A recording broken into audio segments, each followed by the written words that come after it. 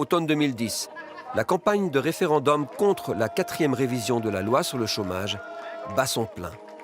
Le nouveau texte propose de diminuer certaines prestations, de durcir l'accès pour les jeunes, tout en augmentant les cotisations.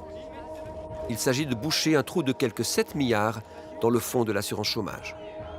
Les romans votent contre, mais le oui l'emporte au niveau national ce mois de septembre 2010. 9 mois plus tard, c'est la surprise. La probabilité d'être sanctionné prend l'ascenseur. Pourtant, dans la révision approuvée par le peuple, aucun durcissement des sanctions n'était prévu. Cette anomalie ne sera dénichée que bien plus tard par une équipe de chercheurs en économie. On a imposé ces sanctions pour la grande partie à des personnes qui ont juste oublié de déclarer leur formulaire de recherche d'emploi. Donc ça, c'est pour moi un facteur assez troublant de cette réforme. Et lorsque le peuple a voté en faveur de cette loi, il pouvait s'attendre à une telle augmentation des sanctions?